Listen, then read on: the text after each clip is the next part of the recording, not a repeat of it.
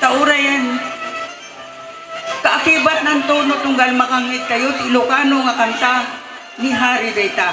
Antayo nga mailibak. So just Nina, goodbye Hari. Saan na kanto pulos ang malipatan. Dan bagarabita amin nga kabsat. Datoy amin nga mangdungdungo, ken mga iyat, dito kabsat tayo nga Hari. Palubusan tayon. Kit kahit kumanti mangited isang kabasit nga saludo para ken kuana. Ken pakalaglagi pantay to ken kuana. Death comes as a thief in the night. Often we are caught off guard, and our feelings concerning the death varies in different levels and degrees. We are united in this moment of sorrow for the passing away of a brother, and the reason why we are here gathered together is to pay respect for Hari. The Lord has something to say to us today, that He only has the power over life and death. I am deeply, deeply saddened when I heard the news that the life of our dear Hari was cut short by the curtain of death. Thoughts came into my mind, and I just want to share with you as I remember him. Tears. God bids us to weep. Jesus wept when his friend Lazarus died. There were many things in life that we shared together with Hari. Finding perfect words for someone who has played important roles in our lives, in good and bad times, is not that easy. Time, God bids us to live life in its fullness. Jesus came that we may have life and have it abundantly. The book says that there is time for everything, a time to be born, a time to die, from womb to tomb, from cradle to the grave. The life we lived in between is the life we have to expect in eternity.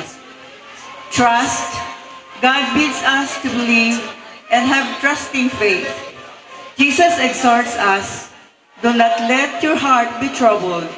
Trust in God. Trust also in life. When we are faced with the death of a loved one, we are shattered and in despair. Let us find strength in faith and trust in the divine plan. With these thoughts in mind, God bids us to let go of our dear Hari, and God, in His mercy, be a loving Father to welcome him in His bosom. Life is a gift. Hari, you became worthy for not who you are, not even of what you had, but in what others have become because of you. When da kami anak ado aminulim ako makanta, sika tinagbiag ken nang Ted Maris ti Ilocano asamiweng. Saan mi kumaan na ragpat dagitoy no saan agapuken ka. The good things you have done for us will never be lost. Your talents, your kindness never be lost. Acts has taken its roots, for God knows that oray adu ti maging bagbaga anaunget ka, you had a very good heart. You always looked for the welfare of your singers. Malagip ko launay, no adayin tayo pagkantaan, first and foremost, you see to it nga umuna ang makitam, ang mga daging talents mo, ket si kalata ti maudi. You inspired, you encouraged, you honed the skills of budding musicians, and look where they are now. In fact, iti damok, ti tumapog, ti politika, kagayon ken kakabsat, ti may sa anagan ko ket bukros. Inusar ko, tinagan mo, kaputa, amok, ngay ayaten nakadagiti tao. Hari, you touch the lives of people from all walks of life. We will remember the good deeds forever. Though we will never see you again, the memories will forever be etched in our hearts. I will always remember Hari as a great mentor in the field of music. Way back in the early 90s, nagkakadwa kami all because we had one thing in common, and that is our love for music. Nagkakadwa kami anang diskubre kadagiti kalalaingan ako makanta iti Ilocano. Uray adutisimi na iti grupo saan da mailibak ani hari tinang sorsoro kadakwada. Some people forget, some moved away, and some went away forever, and we are here left behind. We were such a great team. We gave happiness to people because of our songs. May all your memories be special in the hearts of those you touched and cared for. Celebrations will never be the same without you, Hari. God bids us to say thank you. Hari, thank you for the times you shared, the laughters, the fun, the problems we encountered. Your selfless dedication in helping others inspired many to dream and succeed.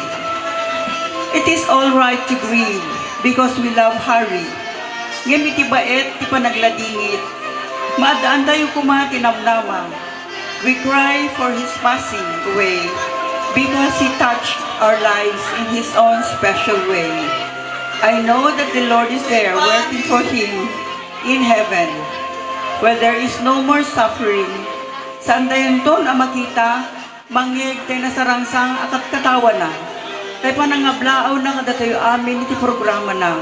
Ngem anang arod, ket day tameten ti patengga ti pabelo na.